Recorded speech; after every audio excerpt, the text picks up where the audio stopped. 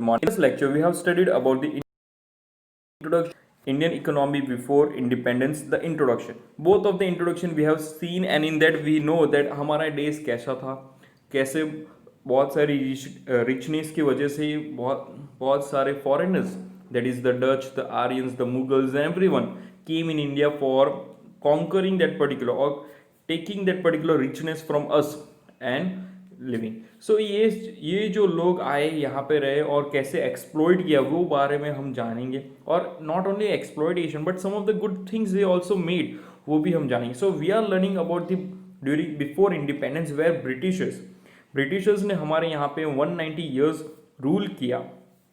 In that there was two segment, that is East India Company as well as the British government. So East India Company was there from 1757 to 1858 and 1858 से 1947 तक Britishers ने rule किया. सो पहले company थी east India company and उसको abolish करके उन लोग ने बाद में ब्रिटिशर्स डायरेक्टली गवर्न करने लगे. So today in our second lecture we are going to learn about the introduction as well as we are going to learn about the Indian economy before independence part 2. Okay, chalo. So we have already seen that there are few points which we are going to discuss, and in that it was railway, roadway, banks, social structures, agriculture, land revenue, high rate of taxes, high rate of excise and customs, industrial policy, economic exploitation of artisans, investment pattern and payment burden. तो ये 13 points जो है जिसके बारे में हमको detail में पता चल गया कि बिफोर इंडिपेंडेंस इंडिया की कंडीशन कैसे थी, कैसे बहुत सारी पॉलिसीज थी. In brief, okay, not in detail but in brief we are going to learn. So there are 13 points and I have divided into 3 different lectures. So in today's lecture we are going to learn about these 5 points, that is railway, roadway, bank, social structure and the agriculture sector. So let's quickly start with the very first point, that is railway.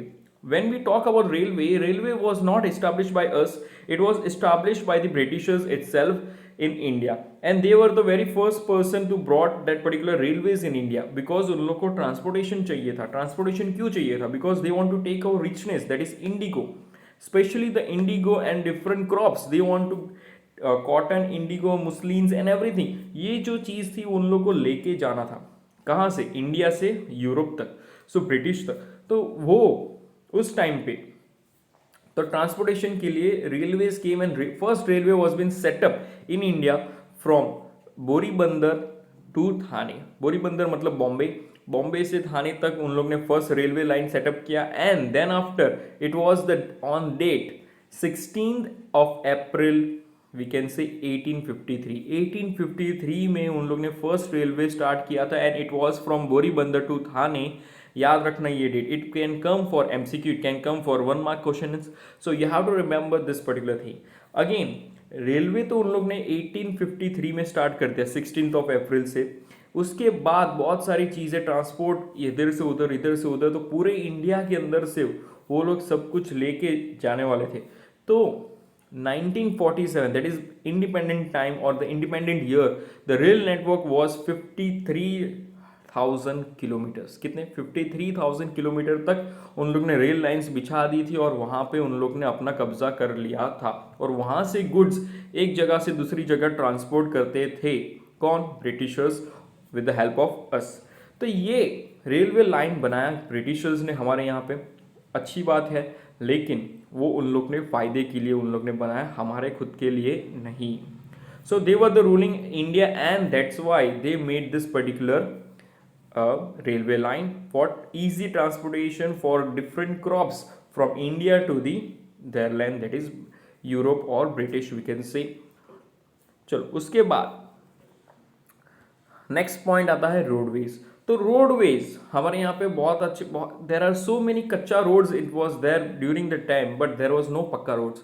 So pakka roads की बात करें तो यहाँ पे किसने बनाया? Britishers ने पक्के रोड्स बनाए. So they set up PWD, that is public work department. एक पब्लिक वर्क डिपार्टमेंट उन लोग ने बनाया, जिसके अंदर ये लोग, it was this people are specially for creating roads, public roads बनाने के लिए. So it was the major factor that ये डिपार्टमेंट उन लोग ने बनाया. It was directly under their operation, and we find that till 19th century they made 2,78,420 kilometres of road 19th century के and में इतने थे तब. And after that when they left 1947 उसकी बात करें, सॉरी 1943 की बात करें, वो लोग ने double, max to double we can से.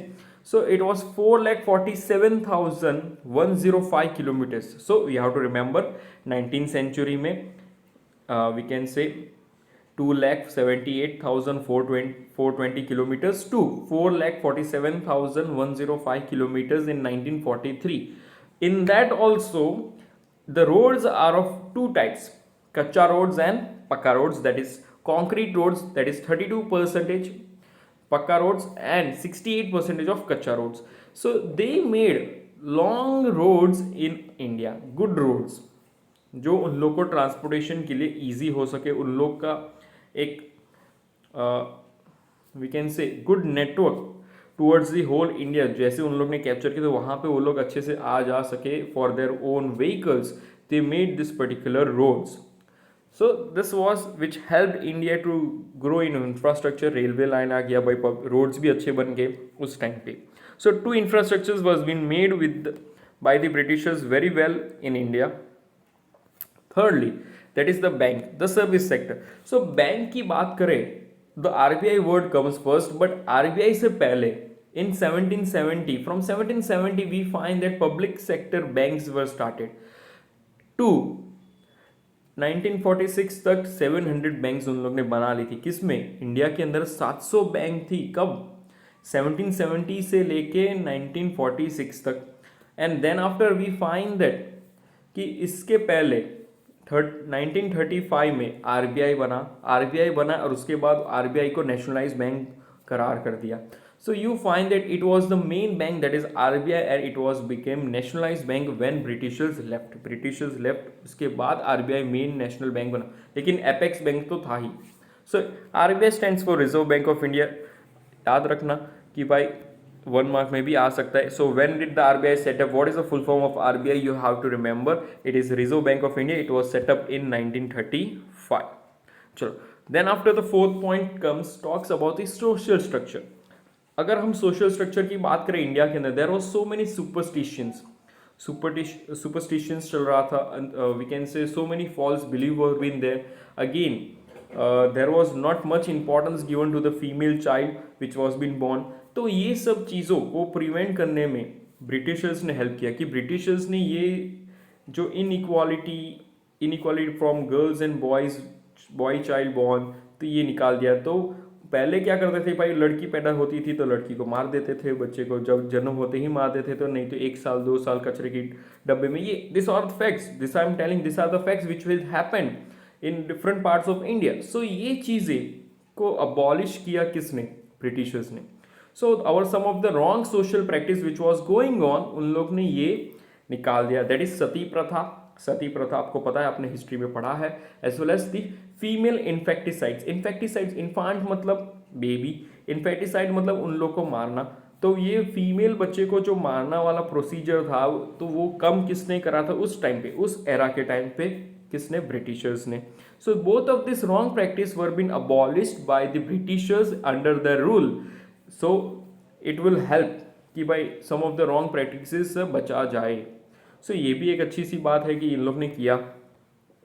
Lastly the agriculture sector, the fifth point for today's topic, that is agriculture sector. In that agriculture sector की बात करें, we were very rich in agriculture. Our main backbone is agriculture sector. Primary sector, allied activities मतलब farming, fishing, we find that pottery farming, cattle rearing, तो animal husbandry, ये सब जो allied activities है, primary products जो हमको देते हैं, तो agriculture and allied activities was the basic thing, and इसके अंदर हम वेरी रिच थे.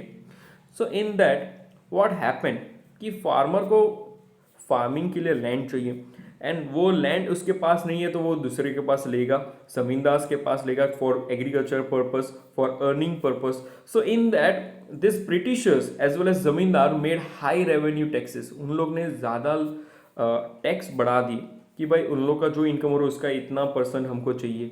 इन लोग का जितना भी इनकम हो रहा है, तो पहले ज़मींदार एज अ रेंट, वो भी रेंट पैसे नहीं लेगा, वो क्रॉप्स लेगा, अच्छे क्रॉप्स वो ले लेगा. एंड थोड़े बहुत क्रॉप्स जो बचे, like for example 100% it is been grown, from 100% 10 to 15 और we can sometimes 20% of good crops were been taken by whom, by the zamindars. Then after तो पैसे की जगह पे ये लेगा, ये क्रॉप्स लेगा, तो पूरे साल भर उसका तो काम हो गया। And after that what happens कि 80% क्रॉप्स जो है वो उसके पास इतने अच्छे भी नहीं है, इतने खराब भी नहीं है, लेकिन वो उसको बेच के कमाना है। अगेन उसके ऊपर वो टैक्स लगेगा, तो वो वापस जमींदार को देगा, और वो जमींदार किसको देगा, ऊपर ब्रिटिशर्स को देगा।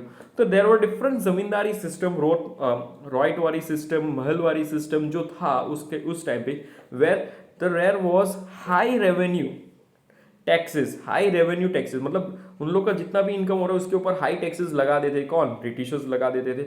और उसके अंदर ब्रिटिशर्स या तो जमींदार्स को बोलते थे, तो वो जमींदारी सिस्टम हो गया, या तो महलवारी में क्या होता है कि भाई एक पर्टिकुलर विलेज है, स्मॉल विलेज, तो उसका एक बड़ा आदमी रहेगा, नहीं तो एक उसका एक बड़ा means some of the president, like panchayat जैसा रहेगा, तो वो सब विलेजेस के फार्मर्स के पास कलेक्ट करके, and from them this particular britishers will take, or we can say this rotwari system is nothing but we can say कि डायरेक्टली स्टेट के अंदर हमको पैसा पे करना है, so individual farmers has to directly pay to them.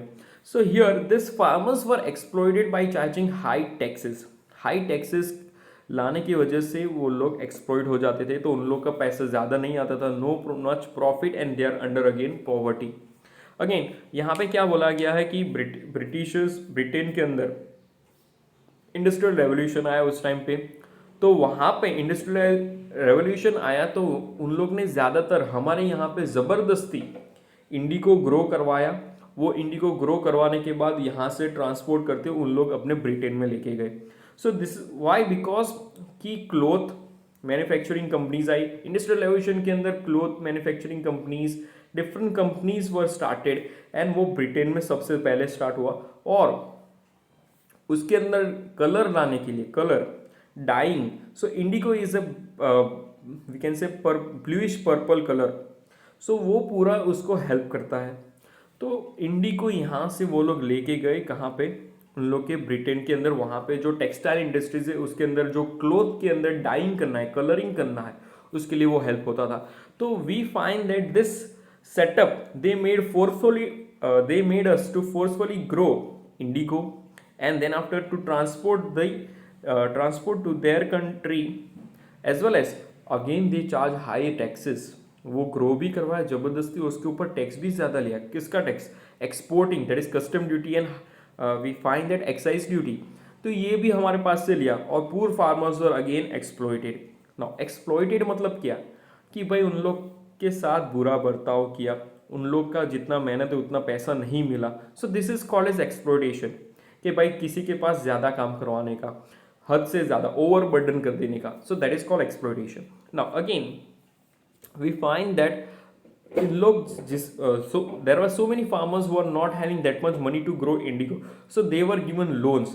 तो loans जिसने दिए वो प्राइवेट मनी लेंडर्स थे, तो वो प्राइवेट मनी लेंडर्स भी उसके एक्सप्लॉइट करते थे, किसको, ये वी कैन से दिस पूर फार्मर्स को। सो ब्रिटिशर्स क्या करते थे कि ये पूरा पैसा, लोन का पैसा अगर नहीं भर पाए तो ब्रिटिशर्स ज़मीन कब्जे में कर देंगे, नहीं तो दूसरा कुछ different, they will make them slaves. So all this particular things go, उन लोग को दबान करते गए, किसको, हमारे फार्मर्स को। So this were the things which were happening up in India under the agriculture sector, where we farmers have suffered a lot because of high revenue system। Then after we find that because of this loan system, because of them we find that our farmers didn't earn much and they were under the poverty। because of this exploitation we find that उन लोग को loan लेना पड़ा, and loan की वजह से उन लोग को लॉसेस हुए, एंड लॉसेस के अंदर भी वो ब्रिटिशर्स ने अपना फायदा देख लिया। So this was the thing happened, and we have learn completed 5 points today। Again 8 points are remaining, we are going to complete in next 2 more lectures। So if you find any doubt, any problem, you can just call or message me on my number। okay, till then thank you, revise it, practice it, and I have bold some letters, तो उसको देखो, ये highlighting points है, इस वजह से मैंने bold किया है, different coloring करूँगा, ठीक है। So you have to notice different things and you have to write in your notebook। Thank you।